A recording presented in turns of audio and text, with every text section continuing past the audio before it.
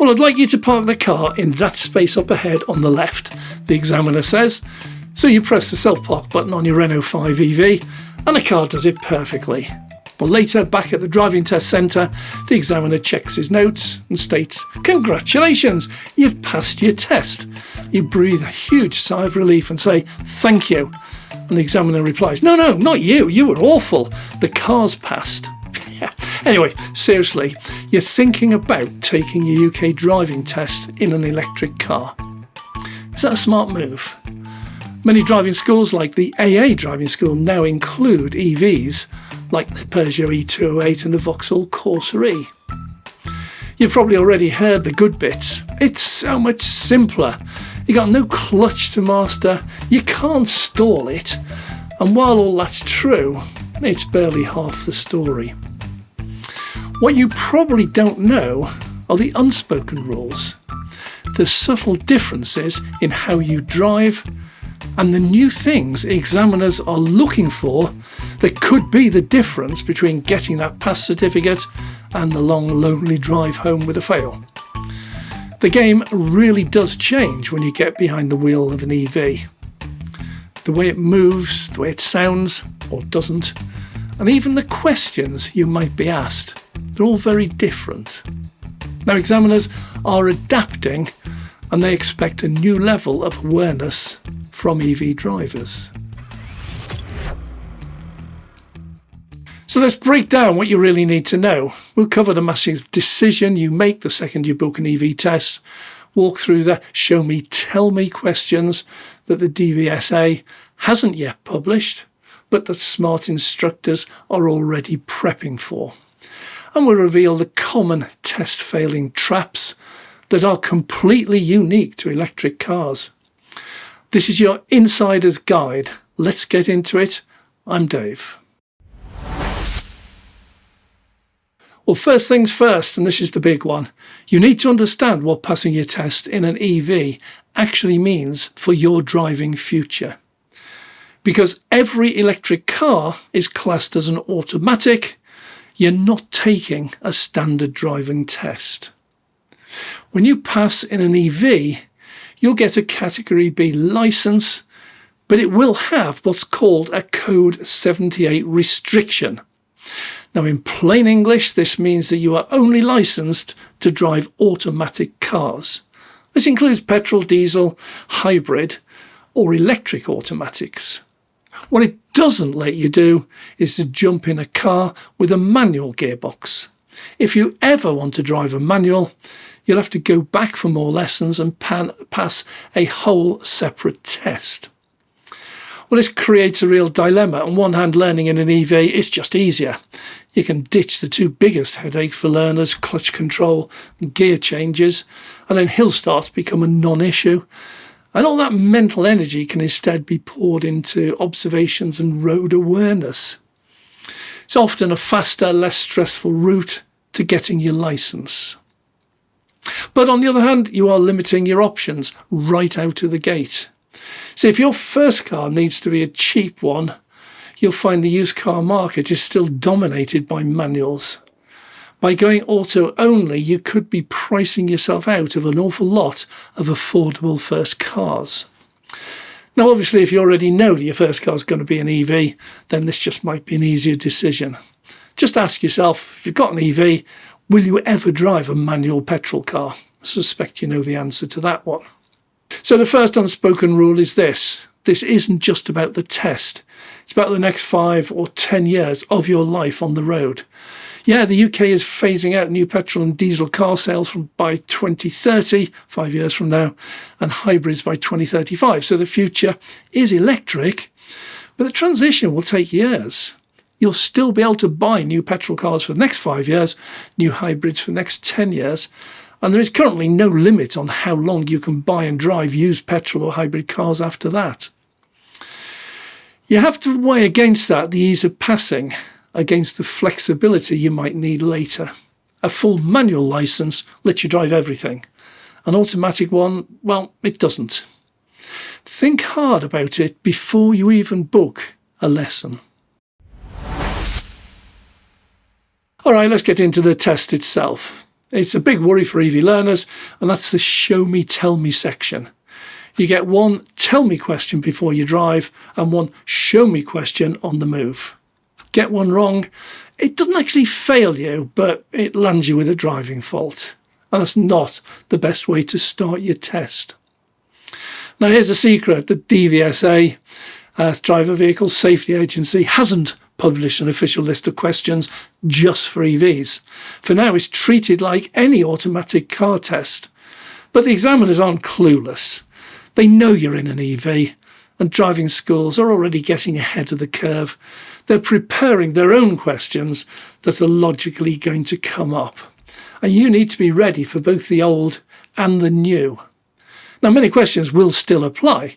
For example, one of those might be, can you tell me how you know your brakes are working properly?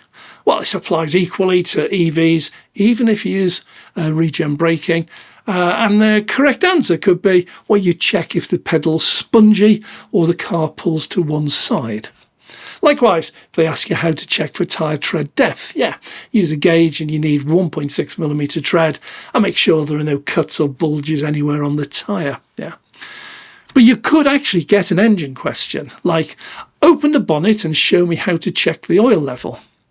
Now, if you're in an EV, you need to reply confidently, no, sorry, this is an EV, so it does not have engine oil or a dipstick to check. Be confident, be positive. But don't apply that same logic to coolant. While there is no engine coolant, EVs have sophisticated cooling systems for their batteries and electronics. Some EVs do have coolant levels that need checking or topping up. If your EV has one of those, you absolutely need to know where that coolant reservoir is and how to check that the level is between the minimum and maximum marks, and how to top it up and with what, just like you would in a petrol car. Now, some cars don't. My Tesla, for example, doesn't have one of those. So my answer would be, this is an electric car, and this particular model has a totally sealed circuit, so there is no level to check or place to top it up. Just be honest, but more importantly, show that you understand the car you're driving, in this case an EV. Now for the unofficial part, the questions savvy instructors think are coming. Be ready for things like, how would you safely charge this car? And your reply would need to show that you understand how to open the charging port, what socket you've got in there, so what plug you're going to need, what the lights mean when they flash, and how to disconnect at the end of a session. Or they might ask you, well, how would you plan a long journey? And again, you need to show the examiner that you're aware of the range, and that there are route planners like ZapMap or Better Route Planner that do all this for you. But also make sure that you tell him that you would make sure the battery was full enough before setting off. Well, a tricky one, this could be a decider, could be, please explain how you demist your windscreen. Now, some EVs have controls of this only in the display, and if you're driving, you do not want to be fumbling around searching for it with your eyes off the road. That's a massive red flag. You are obviously not fully in control of your vehicle. So the bottom line for this section of questions is, know your specific test car inside and out. Don't just learn to drive, learn the car. If these tips are helping you feel more prepared, do me a favour, hit the subscribe button. We drop new guides at least once a week to give you the insider knowledge you need to pass the first time and feel confident on the day of your test. The single biggest difference when you're driving an EV is the quiet. At low speeds, they can be eerily silent. Now, since 2021, new electric cars must have an acoustic vehicle alerting system that emits a low hum or some other sound to warn pedestrians. But let's be realistic, it's a subtle sound that people just aren't used to, and they're not listening out for it. They're listening out, they're conditioned to hear an engine. So this brings us to an unspoken rule of your EV test. Your hazard perception has to be dialed up to the max.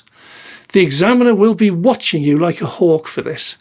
They expect you to be constantly scanning for people who haven't heard you, especially in high-risk zones like car parks, residential streets and near schools. A quiet or silent EV calls for exaggerated head movements when you're looking around you. Exaggerated. Let the examiner see that you are really, don't look up there, really looking. A common reason for failing any test is poor observation at junctions. Now, in an EV, that's amplified. You see, are you just looking for cars? Or are you looking for those pedestrians, maybe with headphones in, who are about to step into the road because they didn't hear you coming? Are you anticipating a car door opening as you pass a line of parked vehicles?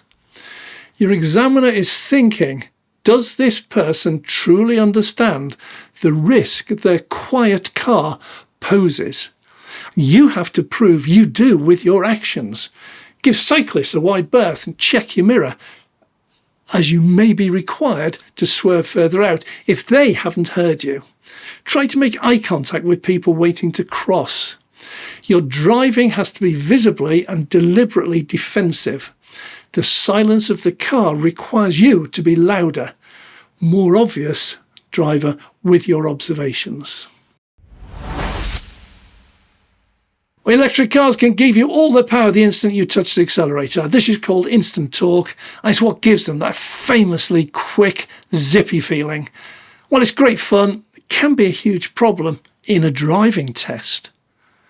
The examiners are paid to look for control. One of the top 10 reasons people fail is a lack of control over their car. If you rocket away out of control from every traffic light, or your movements are jerky, the examiner doesn't see a confident, smooth driver.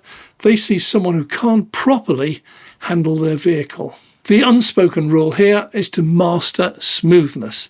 And the best way is to set your car into eco or comfort mode. This will normally limit your acceleration available at your right foot. Then you have to retrain your right foot to be incredibly gentle. Practice moving off as if you've got a full cup of coffee on the dashboard. You're trying not to spill it. Now is not the time to see how quick you can get up to 60 miles an hour. It is a relatively short test. Work hard during that to convince the examiner how competent you are. Well, this smoothness is also absolutely critical during manoeuvres. When you're reverse parking, jerky acceleration can make you hit the curb or get way too close to another car. Both serious faults.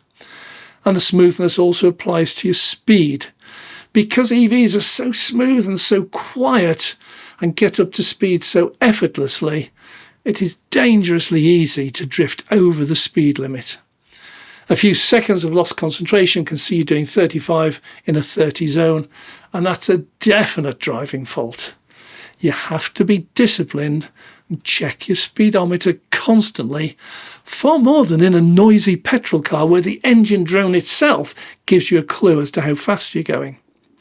Taming that instant torque is how you prove that you're in complete control. Well, the final unspoken rule is all about a feature called regenerative braking. See, here's a simple version. When you lift your foot off the accelerator, the electric motor reverses and slows down the car and sends a bit of power back into your battery. Simple. So in practice, when you lift off, it feels like engine braking in a manual car, but usually much, much stronger. In some EVs, this is what they call one-pedal driving. The effect is so powerful, it can bring your car to a full stop without you ever touching the brake pedal. While it is efficient, it chucks that energy back into the battery. It can absolutely destroy your driving test if you're not ready for it. The examiner is judging your ability to plan ahead and control your speed smoothly. So if you're not used to the car's regen, you'll constantly be misjudging your stopping distances. You might lift off the accelerator really early, expecting to coast to a junction, only for the car to slow down so sharply the driver behind you, caught him out, has to slam on their brakes. See, that's a fault. That's poor planning. On the flip side, if the regen is really weak, you might lift off, expecting to slow down more, and then forcing you to brake harshly at the last second when it doesn't. See, both scenarios show the examiner you're not familiar with the car, you're not comfortable with it, and maybe not properly in control of it. You have to know exactly how your car behaves when you lift off the accelerator pedal. Just practice that bit of it. Practice gliding to a stop so the examiner feels no sudden lurches. Think of regenerative braking as like a phantom brake pedal that you have to learn to use. Judging it correctly makes for smoother driving. Mastering it is a clear sign that you're in total control of the vehicle. Now, if you can't get that mastered, then consider turning it off for your test. Just go back to normal braking. That you can probably control better and smoother. So that's the inside track, the unspoken rules of passing your driving test in an EV. It's about so much more than just not having a clutch or gears. It's about understanding the license commitment that you're making, choosing the simplicity of an automatic EV, but accepting those limitations that come with it. It's about getting ahead of the game and preparing for those EV-specific show me, tell me questions, from charging ports to touchscreen controls and a myriad others in between. Just get used to your car, know what you're driving. And most of all, it's about mastering that unique feel of an EV. You have to prove you can manage the quiet with better observation, tame the instant torque with a smooth foot, and use regenerative braking to your advantage. That's what the examiner is looking for. Now, passing in an EV is fantastic. It's a modern choice. But you can't just show up and hope for the best. By understanding these unspoken rules, you're not just learning to pass a test, you're also learning to be a safe, confident, and skilled EV driver right from day one. Well, thanks very much for watching. If this guide has helped, give me a thumbs up and subscribe for more content to help you ace that test. If you have any EV specific questions, drop them in the comments down below. Good luck and drive safe. I'm Dave.